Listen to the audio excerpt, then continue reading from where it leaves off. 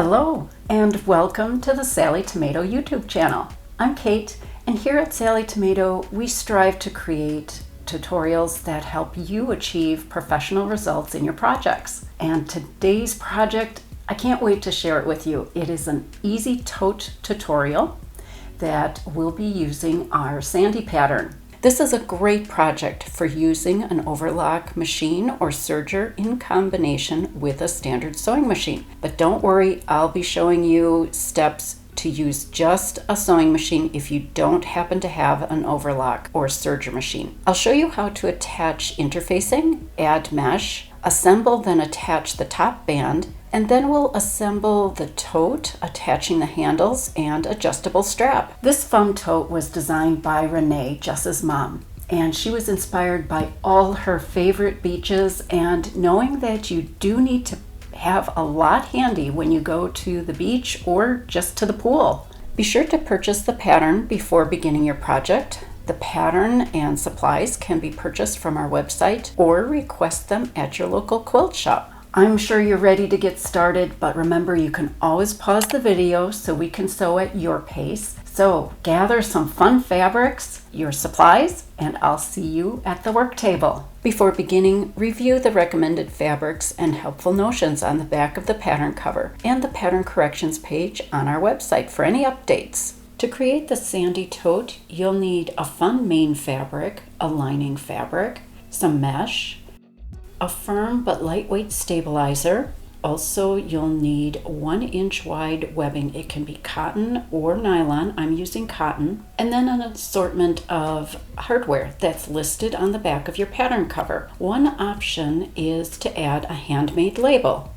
All right, we're ready to cut all our pieces. Be sure to mark your pieces, either label them on the wrong side with removable pen or chalk, or paper labels with the pieces written right on. You'll need, from the main fabric, 2 pieces of piece A and 2 pieces of piece B, and you'll notice I'm using a directional print. There is more than enough fabric allowed so you can cut your pieces in either direction depending on your fabric print. Then you'll need lining. Again, cut 2 pieces of piece A and 2 pieces of piece B. The mesh for piece C, you'll cut 2 pieces. And then interfacing, you'll cut the same pieces as piece A and piece B of the interfacing. And then the webbing, you'll need 4 pieces D, 2 pieces E, those are for the handles, and then 1 piece F for your crossbody strap.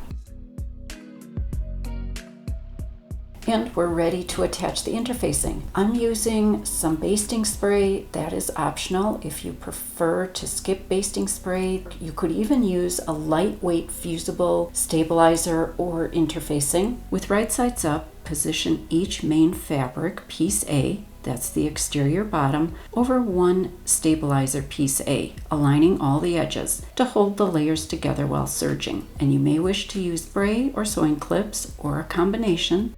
If you prefer using a sewing machine, then baste an 1/8 inch from each edge on your pieces. And we can repeat the same steps to attach the main fabric pieces B, that's the exterior top band, to the interfacing or stabilizer pieces B.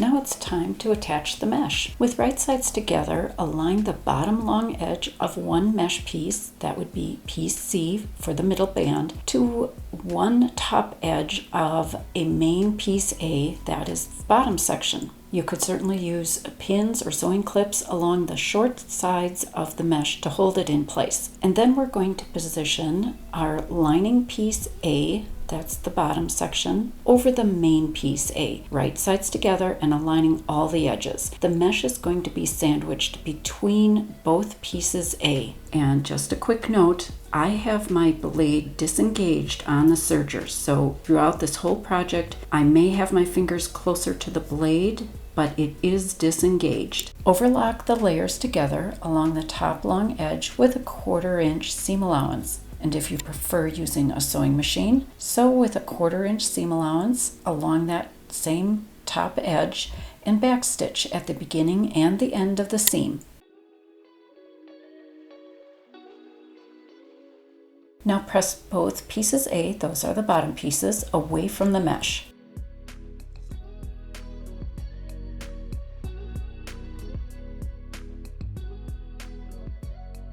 Top stitch along the seam with a 1/4 inch allowance.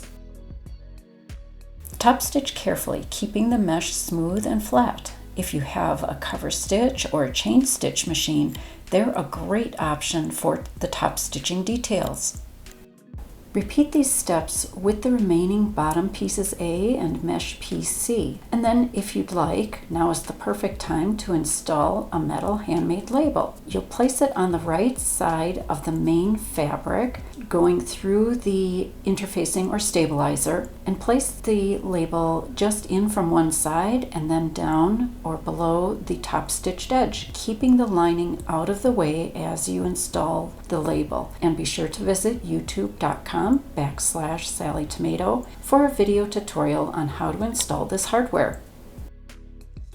This is an option for your sewing machine. You could certainly align all the raw edges along the bottom edge of your panels and then baste them in place. Let's move on and assemble the top band. We're going to install the round magnet, so I have started just by putting a piece of tape on the outer or non-attracting sides of the magnet. And then we're going to center 1/2 of the round magnet between the short ends and long edges of one lining piece B, and that'll be placed on the wrong side of the lining piece. I've added a little piece of stabilizer under the magnet to keep it from sticking right to the machine bed. Top stitch close to the magnet with a zipper foot to hold the magnet in place. And you'll repeat this for the remaining piece B and magnetic snap. Then on the right side of one main piece B, measure and mark in from the corners along the long top edge. Next, we're going to thread one webbing piece D, that's a connector, through a rectangle ring, aligning the raw ends. You can use basting tape or a sewing clip to hold that fold or those ends in place. And you'll repeat that for the second piece D and a second rectangle ring. Now position each piece D or connector to the inside of your marking with the hardware facing down, and I'm extending the raw ends just slightly. I do prefer to baste the connectors in place with the sewing machine for extra security. Hold the connectors in place with basting tape or sewing clips. And with right sides together, place one lining piece B over the main piece B, aligning all the edges. The connectors will be sandwiched between the piece B layers. Overlock along the top long edge with a 1/4 inch seam allowance. And this is again where the blades of the serger are disengaged. I'm not going to cut off those extending connector pieces. Or if you prefer using a sewing machine, sew with a 1/4 inch seam allowance and back stitch at the beginning and end of the seam.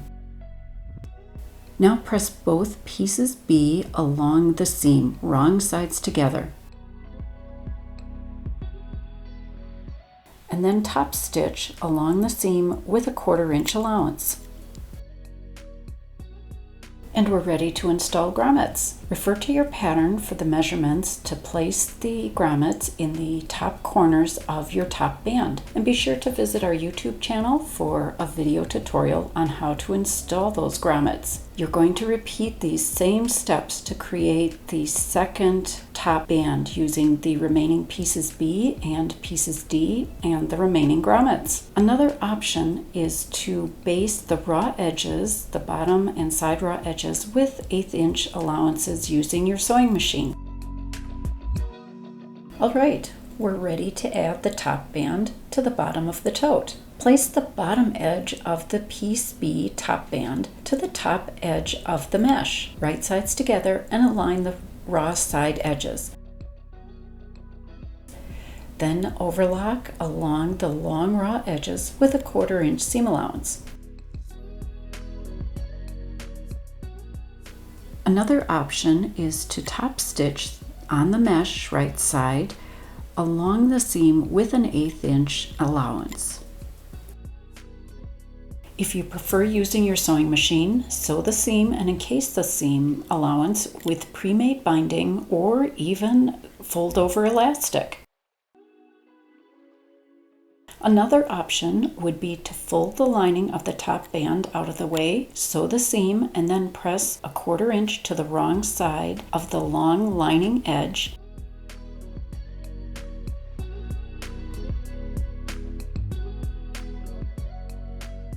And you can pin that in place and top stitch, concealing the seam allowance completely.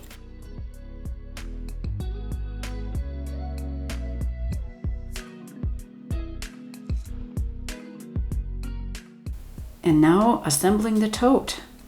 Cut a square out of each bottom corner of the tote, front and back.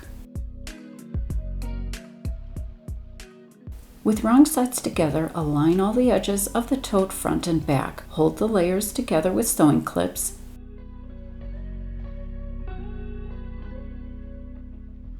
Then overlock the sides and bottom edge with a 1/4 inch seam. You'll notice I still have the cutting blade disengaged. If you prefer using a sewing machine, I recommend encasing the seam allowance with pre-made binding after cutting out those corners. You could also use a little piece of the fold over elastic. Create a boxed corner in each bottom corner of the tote. With right sides together, match the side seam and bottom seam, aligning the raw edges. I've gone ahead and used my traditional sewing machine to base these corner layers. That'll prevent some shifting. Then overlock those seams with 1/4 inch allowance. And then, if you'd like, use a hand sewing needle and thread the tails into the hand sewing needle to bury the threads in the stitching. For a traditional sewing machine, sew the seam and encase that seam with pre-made binding. And you can visit our blog and search for our binding tutorial, or use your preferred method to bind the seam. Then turn the bag right side out. We're ready to attach the handles. Thread one end of a webbing piece E handle through one rectangle ring on the tote front from the outside towards the inside. Fold the handle to the underside and then fold again to encase the raw end. Then at the sewing machine, you're going to top stitch the end of the handle to itself, an 1/8 inch and 1/4 inch from the folded edge.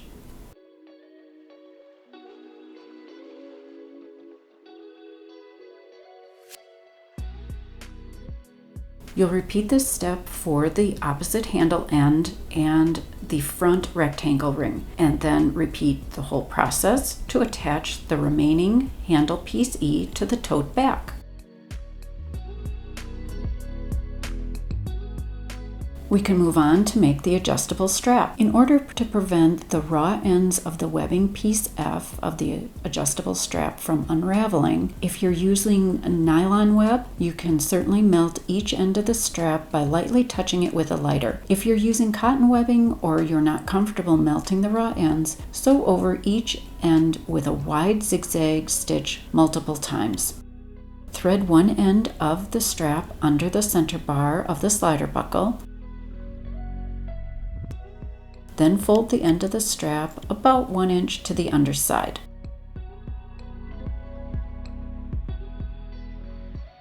Top stitch the end of the strap to itself.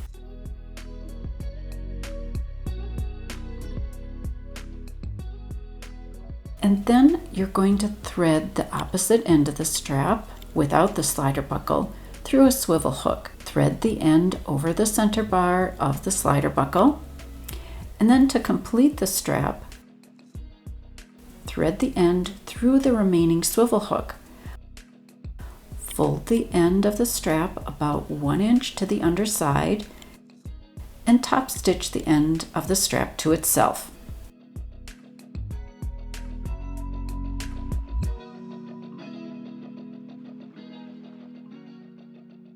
Next, we're going to clip the gate rings into the grommets, and then clip the adjustable strap swivel hooks onto the gate rings. The gate rings are large enough to hold additional accessories too. Congratulations! Your new tote bag is finished. I love Renee's design. The Sandy is such a roomy bag. You can pack everything you need for a day at the beach, the poolside, or just an afternoon at the park. And the cross-body strap makes it hands-free when you need it to be. I know Renee would love to see your Sandy, so please share a photo using hashtag Sallie Tomato and hashtag Sandy Tote Pattern. And be sure to visit our website for more unique and easy to sew patterns along with the hardware and supplies. Thank you, Renee, for another great pattern, and thank you for sewing with me. I hope you have a great beach getaway planned. So until then, have a great making day.